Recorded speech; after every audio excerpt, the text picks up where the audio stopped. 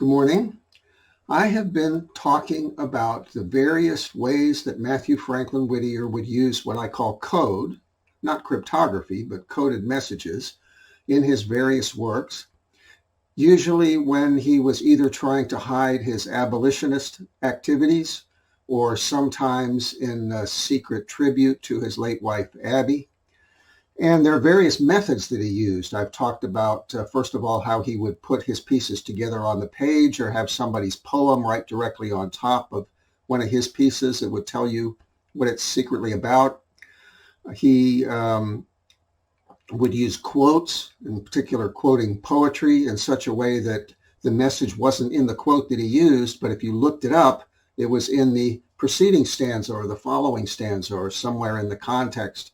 And that would tell you a secret about what he was writing about. And there's other methods that he used.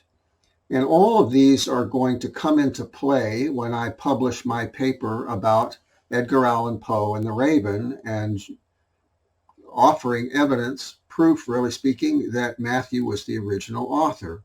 I've got that one nailed. It's just a matter of getting people to take me seriously, which, far as I can tell, no one in the entire world has yet decided to take me seriously.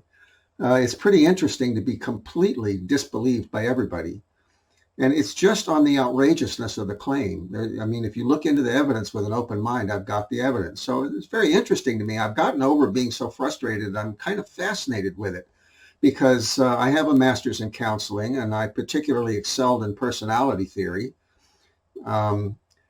And the dynamics of denial has always been fascinating to me. And this is a really interesting case. Anyway, there was another technique that Mathew used that's a little more subtle, and it's going to come into play in this question of Edgar Allan Poe as well. For example, Mathew writing as Quails, and I've definitely proven that Mathew was the author signing Quails in the Boston Weekly Museum in 1849 to 1852. It was not Osh and Dodge. I've got the evidence on that. Strangely enough, Quails ends up with a copy of the Ultima Thule portrait of Edgar Allan Poe, the last one. He writes about it. It's not speculation. He tells us that he got it. He apparently was in Samuel Massery's shop, daguerreotype shop. He loved to go into daguerreotype shops and look at the portraits. And after Poe's death, he happened to be looking at this last portrait of Edgar Allan Poe, which was taken by Samuel Massery in Boston. And Samuel Massery apparently mistakenly assumed that Mathew was a fan, and offered to send him a copy. So Quails receives his copy, and there's a lot of evidence that goes on with that, which I won't reveal now.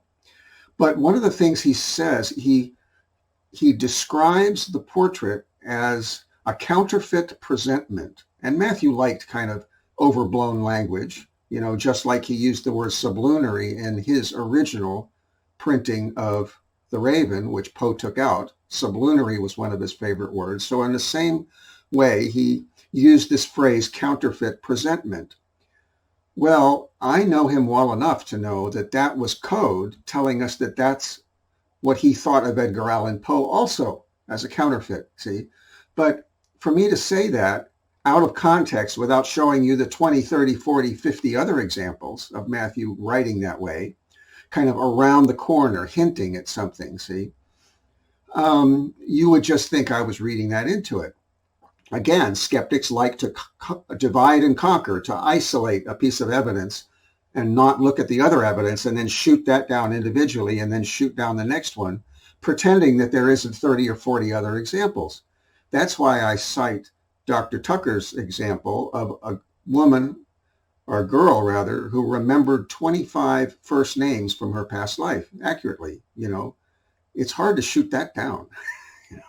So what I'm going to do is give you a couple examples of Mathew using cagey language to infer something where I can show what he was actually trying to infer and where it's not just me reading into it. This has to do with his abolitionist work as an undercover agent for the anti-slavery abolitionist cause. And I've mentioned before that as near as I can figure out, now we don't have a letter, or a memoir saying this is what I used to do, but it's pretty clear overall that as Quails, he was reporting his contacts. I'm presuming that he was reporting his contacts to William Lloyd Garrison. I can't prove that either. I can prove contact between the two, but I can't prove that he was specifically doing this. But he was reporting his contacts. And I'm going to give you an example of Quails. And this is in the 1851 Boston Weekly Museum. And then I'm going to show you another travelogue signed J.O.B. Job that Mathew wrote for the Portland Transcript in 1856 and 1857. He had a trading company, but the trading company was basically an excuse for his involvement with this group. So we're going to start with Quails, a letter in the June 7th, 1851 edition. I don't have a physical copy of this. My physical volume of 1851 starts right after this. But I do have a photographic copy that was taken in the library, which I'll use that to put up on the screen. Quails says in this travelogue, he's giving his itinerary. Leaving Webster, we passed through Worcester and dropped down to Millbury, where we have the pleasure of an interview with a few friends who occupy one of the front and highest seats in our Temple of Humanity. This past week has been a happy one to us, for we do so love to enjoy the society of whole italicized specimens of humanity. In our moments of mirth and rejoicing, when in such society, we forget our gray hairs and feel as though we were indeed young again. Now, give a little background on Quails. He has assumed a persona for this travelogue of an old man. He's not old. He's in grief. He's in perpetual grief for his wife, Abby, who died 10 years earlier. He feels old, and he's generally, however he might look on the surface, he's miserable because he's in deep grief. He's said that at least once in his poetry, in a poem he wrote in 1852. But when he's with friends, he forgets his grief temporarily. But I know from studying this travelogue that normally he's very specific about the people he visits. For example, in the next paragraph, he says, at Uxbridge, our next stopping place, we received a hearty greeting from our artistic friend David T. Martin, who, together with his happy and amiable family, contributed greatly to our enjoyment while in this place. I believe he was a handwriting expert and Mathew knew calligraphy, So that's what I recall from a previous visit or a subsequent visit. So he likes to plug people like artists and scientists and literary figures and so on. So for him not to specifically say, to beat around the bush as to who he saw in Millbury, is a clue to me that these are abolitionists. They have to be. Otherwise, he would have named them, see? So I looked up Millbury, Massachusetts, and this is what I found. I found a book called The Centennial History of the Town of Millbury, published 1915. And it said that there were a number of anti-slavery residents in that town. But there was one in particular, Dr. Charles Jewett, who stood out for me, that I felt like I recognized him. And let's see, the book said that after the Fugitive Slave Law was passed in September 1850, that's the awful law that permitted Southern slave owners to come into the North and recapture their slaves and required that everybody in the North cooperate at risk of being against the law. So Charles Jewett became a volunteer station agent for the Underground Railroad after this law was passed. He hid runaway slaves under the stairwell at his residence. He was also good friends with a temperance lecturer, John B., I don't know if it was pronounced Gow or Go, and Mathew had given him a very favorable review, so he very much liked John Go. And I think he was friends with Jewett, and Jewett's portrait looked extremely familiar to me. And I take my past life emotional recognition reactions seriously because I've proven them on a few occasions. So I know that it can be authentic, And so I put that in as grist for the mill along with all the other evidence, which is the rational thing to do. Counting it out completely is the irrational way to handle that. So here is a Reverend Leverett Griggs of Millbury in an 1879 letter writing about Jewett. He says, I had often seen extracts from his speeches and poems illustrating his genius, his wit, and sarcasm. Remember, these are things that Matthew also prized. But I had never seen the doctor himself till he became one of our people. When I heard he was in town negotiating for a home among us, I inquired with no concealed anxiety about his religious principles. If he were of the class who have an exalted view of human nature and a low estimate of the character and atonement of the Lord Jesus Christ, I was ready to pray, Good Lord, deliver us. On making his acquaintance, I found the doctor one of the most genial, warm-hearted, childlike Christian men I have ever known. So he would be approved by Matthew on that basis. Now, check this out. Dr. Jewett's powers of imitation exceeded that of any other man I have ever known. Only suggest what you desired, and you would have it to the life, whether speech of judge, lawyer, doctor, or divine. The last time the doctor was with us, he dropped out his teeth and read to us Tennyson's Grandmother. Shut your eyes, and you would think it must be the voice of an old woman telling the story of 70 years ago. He also gave us a specimen of Thomas P. Hunt's eloquence. As we had several times heard that wonderful minister and temperance advocate, it afforded us special pleasure. We heard his sententious words, his peculiar enunciation, tones, and inflections. In short, it was Thomas P. Hunt to the life. Now, John Gough, I'll pronounce it that way, John Gough had that talent also. So these two men apparently were good friends, and they shared that particular talent because Matthew reviews Gough and describes him imitating different characters. Matthew imitated all sorts of dialects, all the way back from when he was like 12 years old, 13 years old. He loved to imitate dialects in print. Presumably, either he would have attempted to do it verbally or he would have really admired people who had that talent.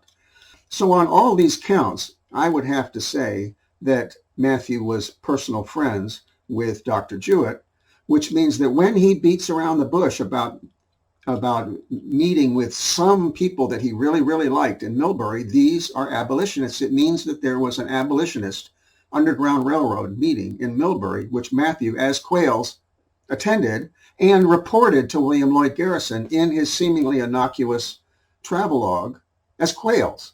Okay? So I don't know how much clearer to make that. By the way, I mentioned that Matthew would sometimes deliberately, as it seems, stack his different pseudonyms on one page to tell you who was writing them. It's a way of signing them, in other words. So if you found one, you would find the others, see? Well, it so happens that not much later, a month later, in the July 5th, 1851 edition, that Quails is immediately preceded by Matthew's star. And I'll show that to you on the screen here, a couple different shots. And that's the only time he ever wrote a letter as the star for the Weekly Museum. I think he happened to be in New York City. So whether he deliberately put them together just to sign Quails, I don't know. There's one more interesting juxtaposition of a sort that we'll see in a minute, where Matthew brings in Quails in the J-O-B or Job travelogue to show you, because he wanted to show that he was the real author of Quails for posterity. So we're now going to turn to the November 15, 1856 and December 13, 1856 Portland transcript. I know that Matthew just contributed to this newspaper from way back in the early 1840s all the way to the very end, 1875. So he was a frequent contributor to the Portland transcript. I have established that this Job travelogue was in fact Matthew, reporting on his travels from his trading company, but actually talking about his abolitionist activities and contacts. Now, I'm going to open this up to the first one. This series is called Pictures of the West. This is the 9th one. And he is out in Detroit. I believe he's heading for Chicago. but here he's in Detroit, and he says something very odd.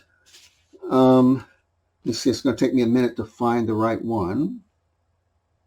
So here he says, but we must take wing again for that movable point, quote, out west. Now, take wing and on the wing, that was Quailes's byline. Okay, that was his motto, on the wing. So whenever Job occasionally talks about being on the wing, that's a deliberate reference to Quails. So he says, but we must take wing again for that movable point, quote, out west. For you should understand that, as yet, we are only at the halfway station. Accompanied by a cherished brother, now a resident of Detroit, we board the morning train called the, quote, Lightning Express, bound across the peninsula to Chicago, Illinois. Our engine is the Whirlwind, and a tempestuous fellow he is, too. We have a rainy morning, but it is agreeable, for the noiseless drops from the benevolent clouds are a good antidote for the annoyances of choking dust and mephitic smoke. And how beautiful is the landscape bathing in the summer rain. Now, when I'd run across these kind of contraindications, I, like the pit of my stomach, would go, oh man, I'm wrong. This can't be Mathew Franklin Whittier, because Mathew Franklin Whittier has only one brother, John Greenleaf Whittier. And it's very unlikely that John Greenleaf Whittier is traveling with Mathew on this trip or has joined him in Detroit. See, it's conceivable. Actually, I think you can look up and see where John Greenleaf Whittier was during this time, because there's a whole bunch of published letters. And this is not John Greenleaf Whittier. So who is this cherished brother? Then it hit me, wait a minute. Whenever Mathew is traveling with an abolitionist, he can't name him. This is a cherished brother, meaning a fellow abolitionist. So now I had a clue. Question is, what abolitionist had recently moved to Detroit in 1851? Who are we talking about? So that was easy, because we're talking about William Lambert, a black abolitionist who was, I think, as I read it, he was basically the head of the Underground Railroad in Detroit, helping to bring slaves over the border to Canada, see? So I looked up William Lambert, and we've got two sources that I went into. The first one, of course, is Wikipedia, probably maintained by somebody white. And then we have another biographical sketch from the Black Past website, which is probably maintained by somebody black. A little bit different take on him. But let's start with Wikipedia. He's born 1817, died on April 28, 1890, a prominent African-American citizen and abolitionist in Detroit, Michigan during mid to late 19th century. Become a significant figure in Detroit's local black community and the city at large for over 50 years. Let's see. He was taken under the wing of a Quaker schoolmaster, and his name was Abner Hunt Francis, who provided him a valuable formal education and was also an abolitionist and introduced him to abolitionism, the movement, at a young age. So sometime between 1838 and 1840, Lambert would settle permanently in Detroit, and though only in his early 20s, would quickly involve himself in the local business and civil rights communities. So we're going to see evidence in the next travelogue about this, but first let's just continue here a little bit. It says, additionally, Lambert found success in the local garment industry, eventually owning his own successful tailoring and dry cleaning business. By the time of his death in 1890, his success in business would leave behind an estate worth approximately $24,218 adjusted. So by 1847, he had become a conductor in the Underground Railroad, and at least one of his businesses served as a safe house. That's Wikipedia. Now let's go to the Black Past website. Lambert was a friend of radical abolitionist John Brown, and, like the more militant abolitionist leader Henry Highland Garnet, Lambert called for the slaves to rise up against their masters. Now, this was not Mathew Franklin Whittier's opinion. And I had a past life hit on this, and it was that Mathew and Lambert had a discussion about this, and Lambert told him, if your sister was being raped somewhere, wouldn't you go and stop them? And Matthew said, yes. And he says, well, these women are my sisters. And Matthew had no answer to this. So they were good friends, I think, except that it was understood that Lambert was of the more militant persuasion. See? I still have no answer to that. Although Matthew, with William Lloyd Garrison, was an advocate of moral suasion. Let's see, at times, Lambert very publicly helped fugitive slaves to escape to Windsor, Canada, which was just across the Detroit River from the city of Detroit. Lambert's most famous incident occurred in 1847 when he had the owner of fugitive slave Robert Cromwell thrown in jail so that Cromwell could escape to Canada by boat. That apparently is one of the things that launched the fugitive slave law. Much of Lambert's abolitionist work, however, was done behind closed doors. Unlike the abolitionist movements which emerged in other northern states, African Americans were excluded from Detroit's anti-slavery society, which seems bizarre to us today. Lambert later claimed to be the creator and president of the secret organization African American Mysteries. Why do they say claimed? If the man said it, Order of the Men of Oppression. In 1885, 2 decades after the end of slavery, he shared his story with the Detroit Tribune and produced documents, including lists of transported slaves and correspondence with John Brown, Lucretia Mott, Wendell Phillips, and William Lloyd Garrison. Now, Matthew was an associate. Both of the Whittier brothers were associated with Wendell Phillips and William Lloyd Garrison. So it makes perfect sense that Matthew would also have been contacting Lambert. Now, we're going to move to the next one. Let's see. This is the December 13, 1856 edition of the Portland Transcript. And here we have pictures of the West, number 11, so it's 2 down. And they're on a train, okay? So I already know who this is. It's Lambert. But now check this out. I'm going to bring my light down a little bit where I can see better what I'm doing. Take this water way over here. How sleepy and dozy a whole load of passengers will sometimes get. One of our, quote, trio band, see now there's 3 of them. One of our, quote, trio band, perceiving this was the trouble on board our train, resolved upon getting up an excitement. You know about that time we were having political spasms all over the country. It was an election year. So the boy just went through the crowd soliciting votes for President of the United States. Now, I don't know if boy is used here in the racist sense. It may have been. I mean, this is 1856. There's no political correctness. It operated like a charge of electricity. Strangers suddenly got acquainted, and in a few moments, from one end of the train to the other, all was commotion, some discussing slavery, some ruffianism, some guessing, and some betting, and some swearing. Now, why would they be discussing slavery? It would come in, I guess, in a presidential election, but one wonders if this was really the thing that, I don't know, something's going on here.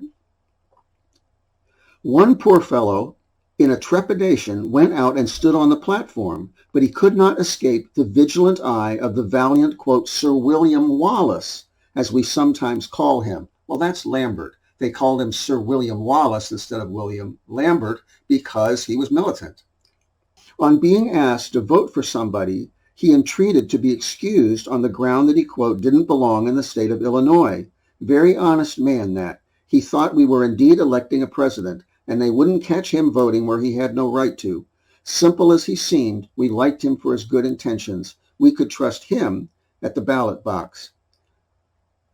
So here we have 2 indications pointing to Matthew traveling with at least 2 other abolitionists connected with the Underground Railroad in Detroit going to Chicago. Very likely there was some kind of a meeting or convention in Chicago that they were all going to. I would have to look that up, or I may have looked that up in my book. And one of them was William Lambert.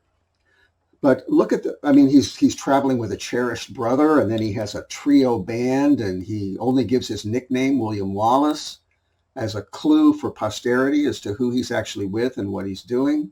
This is the way that Matthew would be cagey. You can call this code or you can not call it code as you see fit. I call it code because it performs the same function as cryptography. Now, there may actually have been cryptography in some of these travelogues as well, which I'm not expert enough in that field to know. There's been a couple instances where I've sensed that seemingly nonsense letters or nonsense phrases had to be some kind of cryptography. I know that Matthew's good friend Charles Isley, the first editor of the Portland Transcript, the same paper, said that he was an advanced amateur in so many words, although he was very modest about it. So Matthew could have picked up some from him, but unless somebody with a background in that field takes me seriously enough to get into the Quails travelogue and the J.O.B. Job travelogue and looks for real cryptography, I'm not going to know. But I do know that he used this particular kind of code. So that's all. I just wanted to give a couple examples. There was another example. I said, no, that's going to make it too long. There's also one other thing to announce, which you'll find discussed in some detail in my written blog, the second entry for yesterday. What is it? This is the 11th, so that's the 10th. I won't go into it in any great depth here, partly because I don't have the antiquarian volume yet. When I get that in, I may at least show it to you all. But it's way too complex to really go into. But what I think I have found, and pretty much can prove I have found, is a short novel written by Abby Poyen around 1834, and with some collaboration from Matthew, but primarily written by Abby, at around the same time that he was writing the 5 books that scholars have mistakenly attributed to Asa Green. So Matthew probably was in the area. He had left New York City, where he was living and writing and editing the New York Constellation. He'd left in 1832 because of a cholera epidemic. And he may have been traveling around a bit, but probably spent some of the time in his hometown of Haverhill, which means he would have been able to spend more time with Abby. And by that time, maybe they were no longer prohibited from seeing each other. And so he was able to collaborate with her on this book. It's called Chanticleer, A Thanksgiving Story of the Peabody Family. And as soon as I saw that, I said, well, Matthew used the name Chanticleer to refer to a rooster. He did it several times, as I mentioned. And he used Peabody's many, many times, especially in Ethan Spike, because there was a Peabody family in his fictional town of Hornby, but other times as well. So I think I mentioned that in the last entry. So I bought a couple antiquarian volumes, but in the meantime, I read it online. And it's very strange because it's signed, at least the 1868 edition is signed by Cornelius Matthews, who was Matthew's editor on the Yankee Doodle magazine in New York City in 1847. This is published initially in 1850. I don't yet have a first edition, so I don't know if Cornelius Matthews' signature appears on the title page of the first edition. If it doesn't, I'm saying this was Matthew's own anonymous work published for Abby posthumously with a few updates to 1850. And that somehow or other Cornelius Matthews republished it under his own name later on. If Cornelius Matthews appears in the first edition as the author, then I'm not sure what was going down, because I think Matthew did the updates, which means that he couldn't have obtained the manuscript until 1850, see? So the only thing I can think of is that Matthew thought that Cornelius Matthews was going to help him in the same way that Asa Green did, which is to say helping him get it published. But Asa Green was honorable enough not to put his name on there as the author, whereas Cornelius Matthews may have double-crossed Matthew by putting his name on it as the author. That's the most likely scenario. And I go into great depth in my blog and in my book, where I've added it in my book, about the pros and cons and the indications and the contraindications and so on, and the reasons why I think it's primarily Abby's story. That's mostly style. There's clearly 2 authors with their hands in this thing, Matthew and Abby. And Abby's style can be very clearly determined by comparing this little novel with the stories that Matthew had published for her posthumously in the Boston Weekly Museum over the last couple years prior to the publication of this book. Again, when I get a physical copy, I may present it, but I don't think that I'll go into all the detail about my detective work because it's just too complex.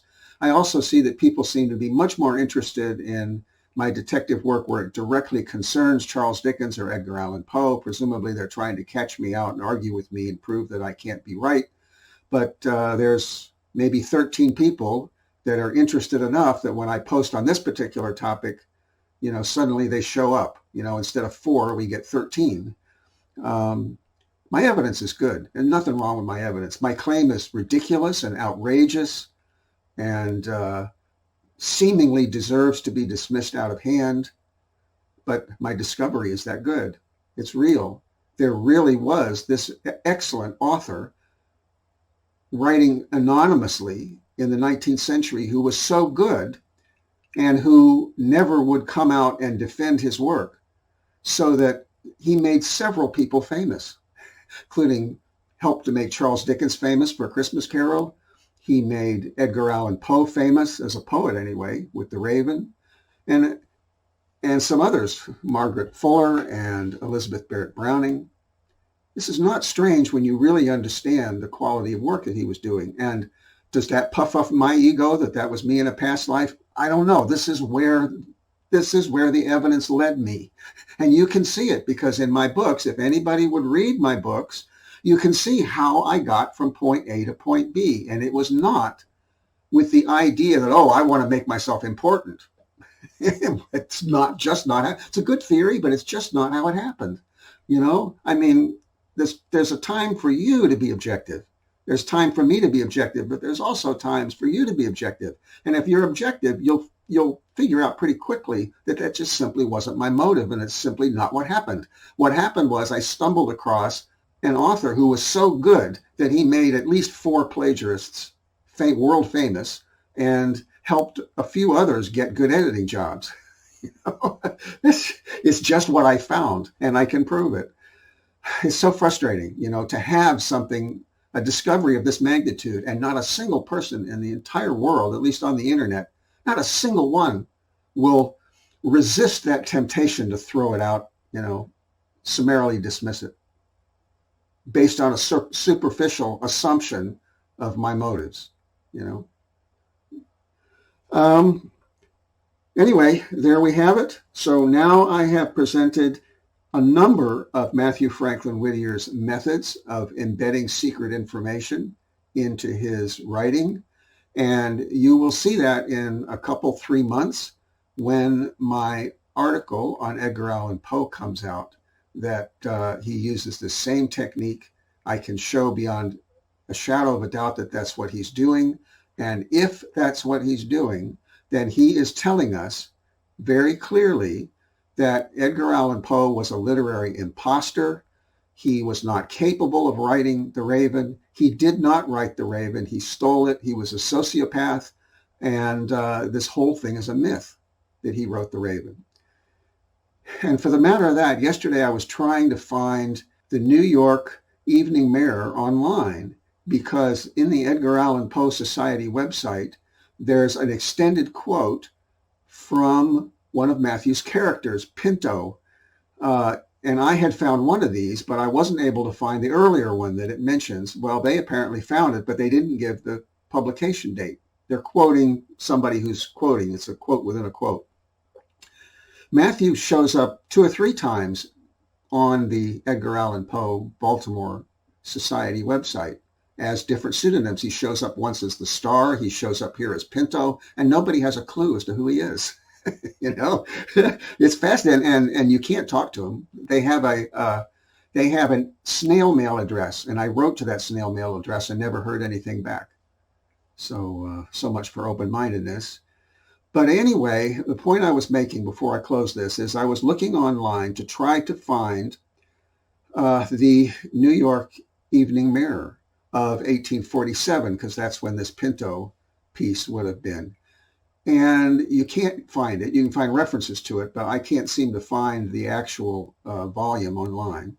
But what you find after a few pages is entry after entry after entry after entry talking about when Edgar Allan Poe first published The Raven in the New York Evening Mirror. Well, he didn't first publish the poem in the Evening Mirror. He scooped Matthew by 1 or 2 days because the one that Mathew submitted to American Review, which was a literary journal, a second edition of a big literary journal, that came out in the February edition. And Poe managed to get this piece into the Evening Mirror on, I think it was January 29, 1845, which is to say like 2 days before it hit the streets officially as the Raven signed Blank Quarrels, which is how Mathew signed it, in American Review. But the whole thing is nonsense because American Review is a big, newly launched